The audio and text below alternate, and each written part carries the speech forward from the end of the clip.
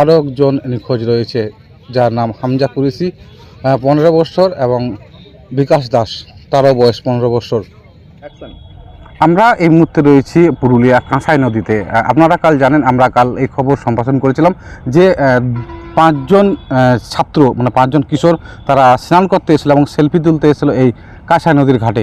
তার মধ্যে 2 জন যে ছাত্র, তারা কিন্তু স্নান করার পরে এক জায়গায় গিয়েছিলেন ঝাঁপ দেওয়ার জন্য।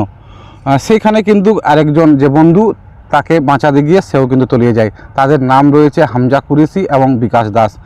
জানা গেছে স্কুলের পরেই তারা কিন্তু এই কাঁসাই নদীতে স্নান করতে এবং সেলফি তুলতে এসেছিল, তারপরেই নিখোঁজ হয়ে যায়। খবর দেওয়া হয় তার বাড়িতে এবং তার বাড়ির পরিবারের লোকজনেরা এখানে আসে। খবর দেওয়া হয় টামনা থানায়। তৎক্ষণাৎ টামনা থানার পুলিশ এসে উপস্থিত হয় এবং স্থানীয় যে রঘুনাথপুর বিপর্যয় মোকাবেলা দল, তারাও কিন্তু উপস্থিত হয়।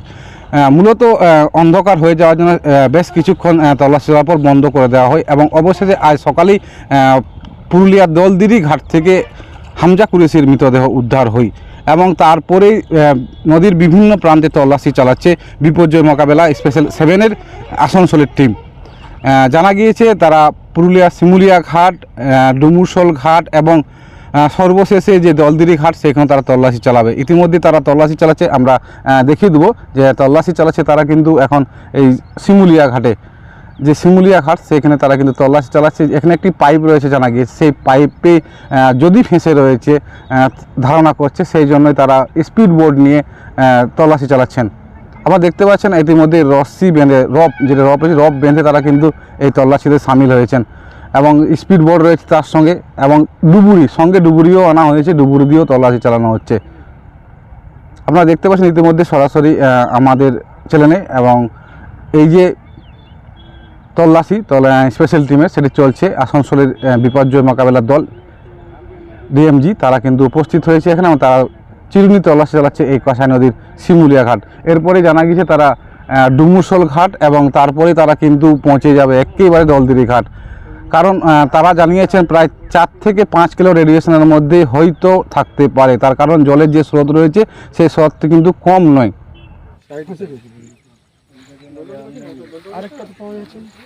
আরেকটা দেখছি, আমাদের 3 জনে গিয়েছে আর কি, মানে ওইদিকে সার্চিং করছে। আমরা যাবো আর কি, বডিটাকে গাড়িতে তুলবো।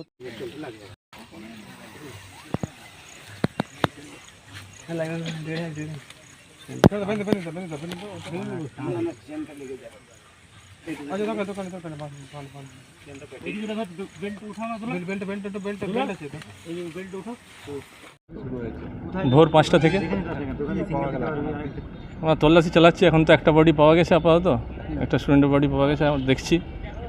আর একটা আমরা যতক্ষণ না পাওয়া যাচ্ছে চেষ্টা চালিয়ে যাব, সার্চিং করবো নিচের দিকে যদি জলের তলে ভেসে চলে গিয়েছে। কী কী ইকুইপমেন্ট ব্যবহার করছেন আমরা? স্পিড বোট, স্কুবা সেট, ডাইভিংয়ের জন্য ডুবুরিতে যেগুলো লাগে, সিলিন্ডার এইসব। কতজনের দল আছে আপনার? আমাদের 10 জনের দল। পুরো নদী সার্চ করছেন? কতটা সার্চ করছেন তাও ওই রেল ব্রিজ পার করে 2-3 কিলোমিটার নিচের দিকে যাচ্ছি, জলের স্রোতের। আমরা গেছিলাম 5 কিলোমিটার ওইদিকে সকালে। এই যে জলের সোর্স কি মনে করছেন, আশপাশ থাকা দরকার? এখানে যত সম্ভব না থাকারই চান্স, নিচের দিকে চলে যাওয়ার চান্স, এই থানা থেকে অন্য থানার দিকে, বর্ডার দিকে চলে যেতে পারে। যেখানে পাওয়া গেছে সেখানে জলের স্রোত কেমন ছিল? জলের স্রোত ভালোই আছে, নিচের দিকটা তো আরও টান আছে দেখছি। আচ্ছা, অসুবিধা হচ্ছিল? হ্যাঁ, অসুবিধা তো হচ্ছে, আমরা তো দেখতেই পেলেন। এখানে তো মানে এই নদীর যে অবস্থা, সে জায়গায় কি গর্ত প্রচণ্ড? মানে খুব গর্ত নেই, কোথাও কোথাও খাল আছে, আবার কোথাও কোথাও বোট চলছে না, এরকম মানে 1 কোমরও জল না, এরকমও ব্যাপার আছে। আর কিছু কিছু এলাকায় 10-15 ফুট জল আছে। ব্যাস, থ্যাংক ইউ স্যার। আমি এসএফ 7 ব্যাটালিয়ান ডিএমজি ডিজাস্টার ম্যানেজমেন্টের এএসআই অমৃত বক্সি। Doctor SB. রায় মেমোরিয়াল হাসপাতাল, মেডিসিন, সার্জারি, শিশু, অস্থি, নাক, কান, গলা, কিডনি, স্টোন ও লেপ্রোস্কোপিক, প্রোস্টেট, গল ব্লাডার, অ্যাপেন্ডিক্স ও স্ত্রী রোগের অস্ত্রোপচার ও চিকিৎসা কেন্দ্র।